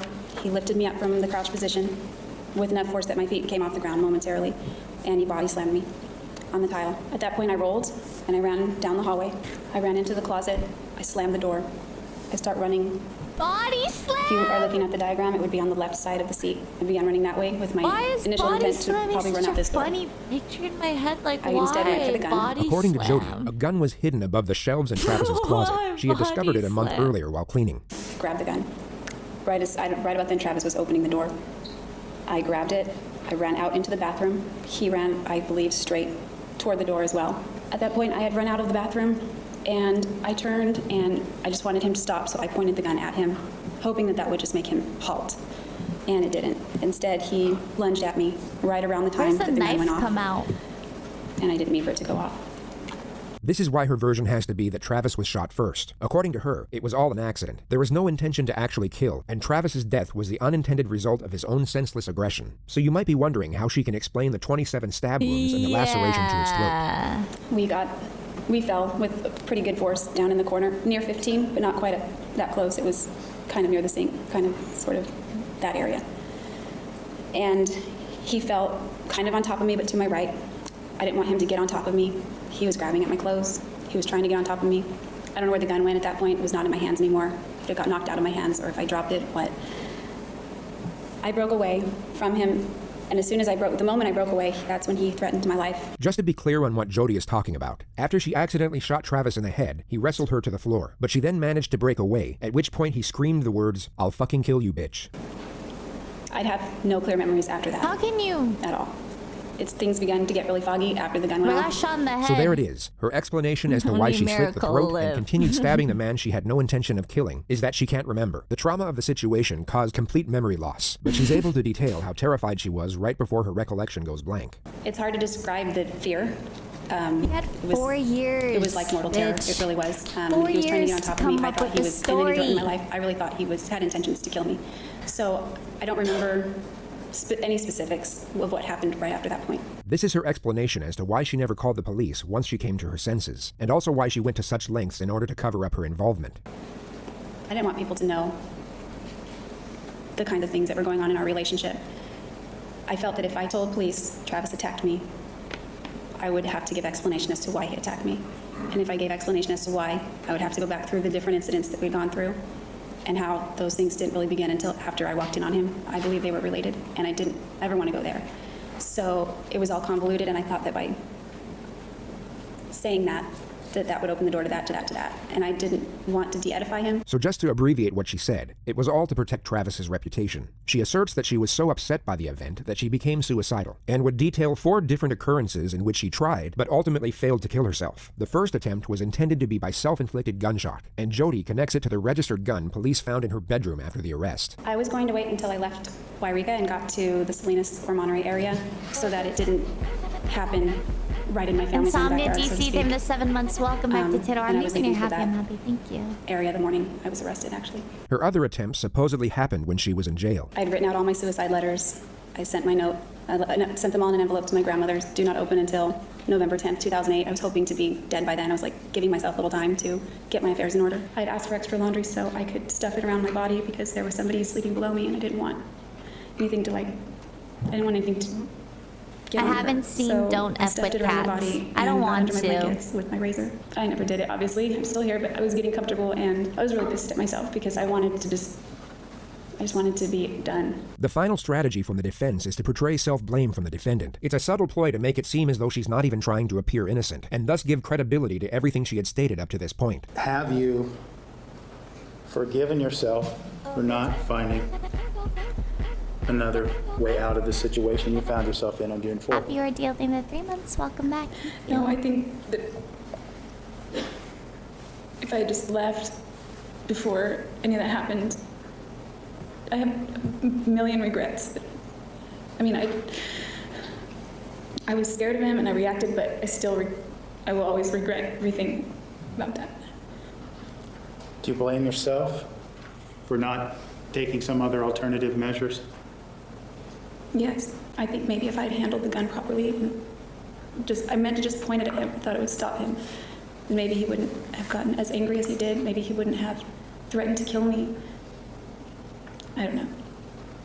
Ma'am, do you remember having a conversation with Detective Flores of the Mesa Police Department back on July 15th of 2008? Yes. And this was the day that you were arrested, right? Yes. What's fascinating about this prosecutor's approach is that the vast majority of his cross-examination doesn't even challenge Jodi's new storyline. He simply asks specific questions within it. He puts a microscope under certain elements and lets the absurdity of it all speak for itself. And during that time, you told him something, and let's take a look at it right now. Okay. I think you can help us. I would love to help you in any way that I can. Okay. That's not true, is it? Yeah. I don't know. I guess it depends on what help means. Yes or no? Were you there to help him? I don't know. Were you there to tell the truth? No. That wasn't the truth, was it? That you were there to help him, was it? No, that was not the truth. You'll notice that Jodi has a hard time agreeing to details that actually conform to her own narrative. The tone of the prosecutor puts her on the defensive, and she tries her best to avoid agreeing with what he's saying, even though the actual context of his dialogue correlates with her own defense. And in fact, you were there for a different purpose. You were there so that he wouldn't get the truth, right? No, I was there against my will. There's nothing that the detective ever did to get you to say whatever it was that you said at the first interview, right? Not that I recall. Well, again, we're with a memory issue. Ma'am, are you having problems remembering what happened back on July 15th of 2008? No. So he didn't do anything then, right? Anything what? What are we talking about, ma'am? Are you again having problems understanding what's going on? Your Honor, if she can't understand his questions, that's... Overruled. Give me an answer. I don't understand his question. Ma'am, the detective didn't do anything during the interview to cause you to lie, right? No. So with this interview, you then started to talk about whether or not you had been in Arizona, right? Yes. You said no, you hadn't been in Arizona, right? That's right. That's an absolute lie, right? Yes. And the reason that you didn't want to admit to being in Arizona is because you knew that you had killed Travis Alexander, right? Yes. Ma'am, after that interview, you then had another chance to have a conversation with Detective Flores the next day, right? Yes. And again, it was a voluntary conversation, wasn't it? Yes. And it was the same situation as the day before, right? He sat down, he asked you questions, right? Yes. That's when you changed your story, didn't you? Mm-hmm. Yes. Because you did not want any consequences with regard to the killing of Travis Alexander, right? I wasn't concerned about consequences at that point. That wasn't my goal, so... Well, was your goal to go to prison? Not a physical prison on Earth, no. I was trying to kill myself, I think. Ma'am, you've said that many times, that you tried to kill yourself, right? In court. I don't know that many, but I've recounted a time that I did. You've said it more than 3, 4, 5 times, right? Perhaps. It's very interesting to see which questions she tries to avoid, or which statements she outright refuses to concur with. Her suicidal tendencies were such a huge part of her own testimony, yet she just can't bring herself to agree with what was a very straightforward question from the prosecutor. The amount of times she spoke about suicide should be of no concern, unless, of course, she had an agenda behind it. When a specific topic such as this gets brought up, she all of a sudden becomes highly cautious in how she responds. Cross-examination on the actual killing started on day 39. At this moment, Jodi has already explained that she dropped the camera, was body slammed by Travis, rolled away, and had just ran into the closet to get the gun. So then you just said that you were going over to the closet area to get the gun, right? The corner. The corner, right? And as you are in that corner, he's coming in through the door, right? Yes. But ma'am, this is a very small closet, isn't it? No, it's bigger than the cell that I live in. It's bigger than what? It's bigger than the cell that I live in. It's not a small closet. Ma'am, we don't want to know where you live in. Do you understand that? I'm just using that as reference. It's not small. Do you understand? Did I ask you where you were living? No. We're clear, right? We do not want to know where you're living right now. You understand that? Okay, sorry. You run into the bathroom, don't you? Yes. You're in a hurry, right? Sheesh. Yes. You want to get away, right? I want him to not get close to me. Well, you want to get away. That's what's going on, right? I want him to not get near me. That's what's going on. And so what you do then is, according to you, is You then go in here, and then you pivot, right? Or turn around. Yes. You have the gun. Which hand do you have the gun in? Both. So you have it out like this with both hands outstretched? Yes. Correct? Yes. And so you have the gun outstretched, and he's still not there yet, right? He's still in the closet. He's coming out the door as I turn. So he's at the door now, right? And according to you, he is on you when you shoot him, right? Not quite on me. I think the gun went off and then he impacted me right shortly after that. And in fact, according to your testimony on direct, he falls on top of you, right? He lunges at me like a linebacker. Jodi used this linebacker analogy a number of times throughout the trial. The prosecutor now asks her to give a visual example. It appeared to have no real tactical purpose, but it was certainly a welcome and somewhat comical distraction to the viewers at home amid the graphic testimony. As he was No, running... just show me. That's what I'm asking you to do, not talk. Show me. Show me the linebacker pose. He got down and... Well, show me the linebacker pose. That's what I'm asking for you to do. Okay. He went like that, and he turned his head and grabbed my waist. Just like that, correct? Pretty much. And he grabbed your waist, right? I can't say it's just like that, but that's what I remember. No, just I want, without talking, just show me the pose. He got down like that. Like that? Yeah. All right, go ahead and have a seat then. After he came at Well, it you, wasn't then, as and funny. I thought she was happened. actually like gonna get on the Did you go down? We That's both went alright. down. And he's still I got not excited. dead, right? Definitely not. He's very angry. He's very angry, and this is seconds afterwards, right? Yes. Is he on all fours now? He's on the side of me, grabbing at my clothes and grabbing at me. What happens then? I break away from him, and he screams out, "Fucking kill you, bitch." And then what do you do? I don't really remember. I just remember... I don't remember anything at that point, so I would be speculating. So you don't remember a single solitary thing after that, right? The prosecutor for the next several hours would argue the improbability of that being the case. The memory loss caused by trauma would put Jodi's mind in a state of disorganized chaos. Yet her next steps were highly calculated, as we all know. Even going by her own narrative, she knew exactly where to strike Travis with a knife in order to kill him. She also cleaned down the crime scene and deleted the photos from Travis's camera. This argument took over 3 hours to conduct and had to be explained through the scope of mathematics and science. On paper, it was perhaps the most damning part of cross-examination, yet it was so complicated that much of the testimony could have been lost with a jury. It was in fact the start of day 44 that had the most impact. It involved the time span between the two photographs taken on Travis's camera by accident. The prosecutor's argument is that Jodi would not have enough time to carry out her version of events. He will first get her to recount all of these events in detail, and as she is doing so, will be oblivious to the prosecutor's closing argument. She will begin digging her own grave without realizing it, and it's important to note that all of what she is about to recount occurred in just 62 seconds. This exhibit 161 is when the camera, according to you, actually hit the ground, right? I don't know if it's hitting the ground as that photo was taken or not. So you don't know how this photograph was taken then, right? It could have been when I was trying to catch it. I don't know. At some point, the camera hits the ground, right? Yes. That's what you told the jury, right? It hits the mat, yes, and rolls to the top. Ma'am, yes or no? Didn't you tell the jury that the camera hit the ground near the shower? Yes or no? No. I said it landed on the mat. Is that Yeah, near I the got shower? scared when I Yes. saw Is the mat on the photos. floor near the shower? Yes. And the I camera know, hitting it's the mat, almost 12. would that be near the shower? Yes. And you then said that Mr. Alexander became very upset, right? Yes. And that's what started this whole thing out because he sort of stepped out of the shower and then came after you, right? He picked me up. That's coming after you, isn't it? And according to you, those movements culminated or continued when he grabbed you and put you down on the ground, right? Yes. And as a result of that, you said that you bumped your head or hit your head, right?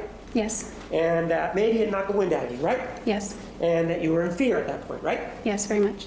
And that you were able to fight him off so that you could get away, right? I rolled. You roll away and you begin to run down the hallway, right? Yes. And then you went into the closet, right? Correct. According to you, that's where you went and obtained the gun, right? Yes. When you went into the bathroom, you were able to turn around, if you will, and now you had the gun in your hands, right? That's what you told us, right? Yes. And that's when he was coming at you in this linebacker pose, right? Around that time, yes. And that's when you shot him in the face, right?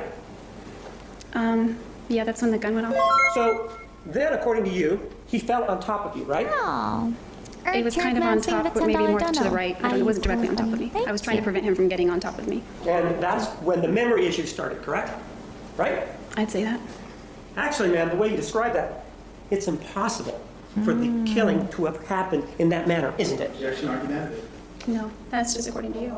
You'll notice that Jodi evades the majority of the questions in this next segment. She starts to realize the argument put forward is making complete sense, and will at all costs avoid saying yes to most of the points laid out for her. It's as though she knows a fundamental part of her storyline is about to be exposed. We know that there's some action that is going on at 5:31:14, right? Something's going on, right? Yes. We also know that Exhibit 162 is 5:32:16, which is a minute and 2 seconds later, correct? That's not supposed to be shown. So you've now shot him. You've told us that the fog is rolling in, and then you have no memory. That. You still don't know where the knife is, do you? Fine. I don't remember a lot from that period. It could be. Right, but you told us before that period even that you didn't know where the knife was. Do you remember just telling me that? No one saw anything. Today, as I sit here, I don't remember where the knife was. On June 4th, I might have remembered where it was. Do you remember a cross-examination that I asked you if you knew where the knife was on June 4th? And you said, no, I don't remember where the knife was. And so as you shot Mr. Alexander, you, by necessity, then have to go look for the knife, don't you? I don't know the answer to that. Well, you didn't have the knife in your hand when you shot him. Did I hate it when they say, I don't know? Distinct. Did you have the knife in your hand when you shot him? Oh my God, if I was innocent, I'd be like, No, I did not. So, that means that if you didn't have the knife in your hand, you needed to go get it from somewhere, right? Actually. I guess. I don't know. No, there's no guessing here now. Yeah, like, well, what's the, If you I didn't guess have it I in don't your hand, know, you you just know? shot him, It's just and you so... rolled away, right? Objection, argument. Distinct. You do then agree that if you didn't know where the knife was, and Mr. Alexander didn't have it, it would take She wore time glasses and styled her for hair you like this to go seem more find innocent. that knife, wouldn't it? Objection, argument. Overall.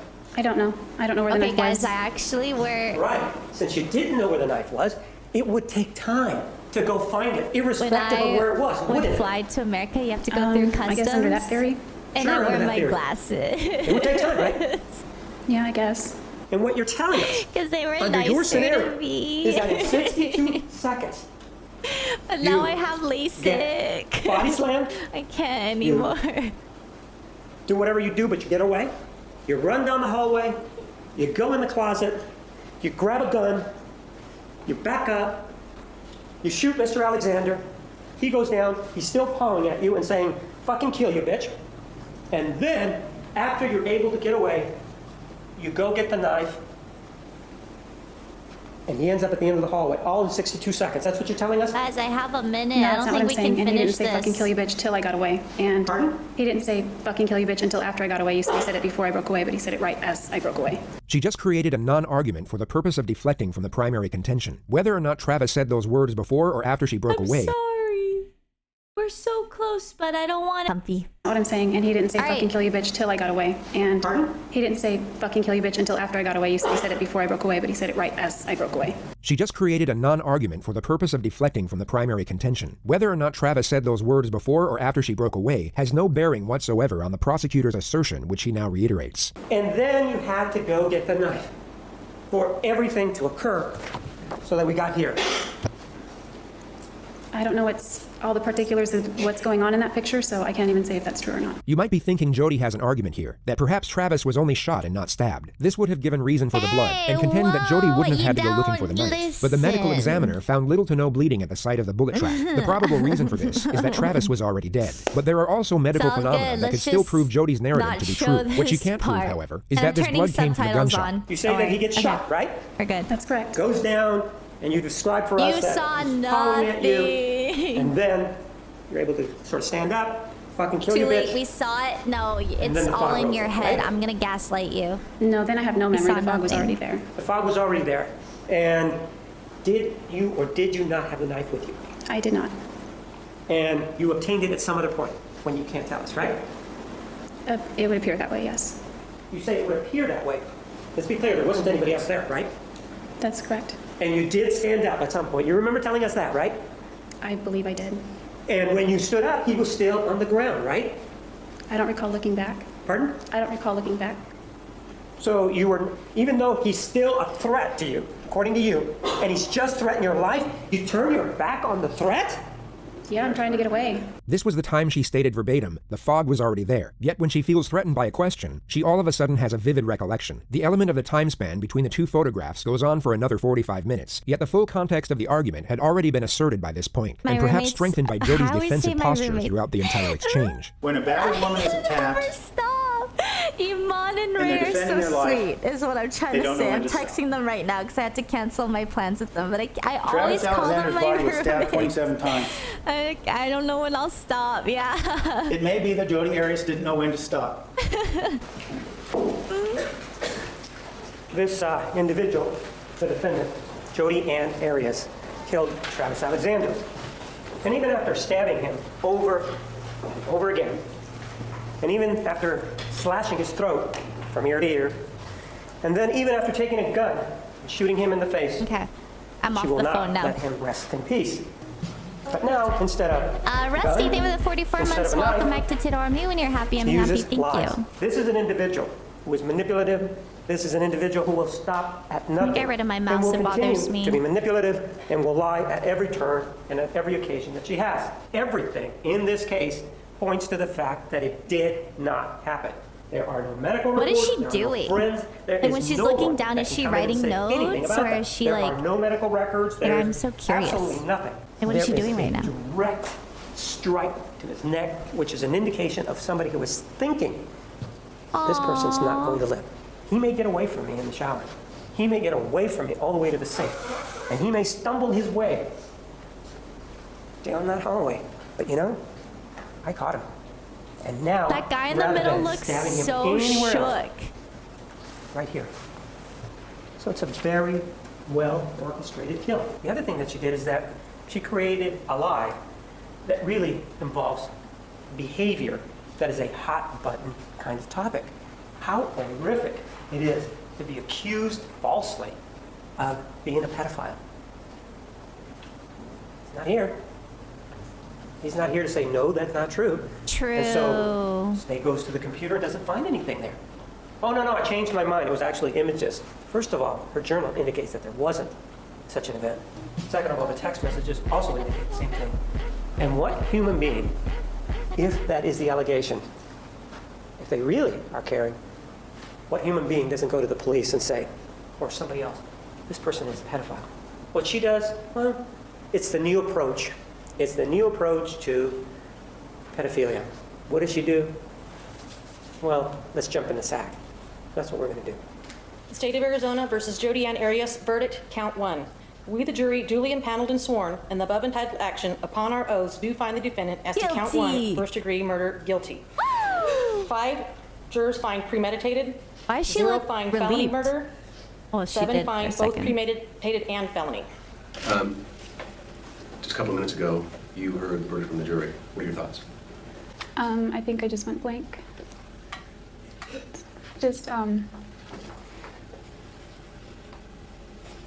I don't know. I just feel Guys, I'm so overwhelmed. anxious. My PC's gonna I think turn I off just need even to just watching clips take or it a day at a time. YouTube videos. You, I'm did you so avoid eye contact with Travis's scared. family while you were Oh, there? it's Did not you a make good eye contact? What were your feeling. thoughts on that? I typically avoided eye contact. Travis I'm comes so from a family where confident about they all sort of look a lot Apex. alike. So when I see their faces, I see Travis, and I see the man that abused me, and I don't want to look at that. Well, the worst outcome for me would be natural life.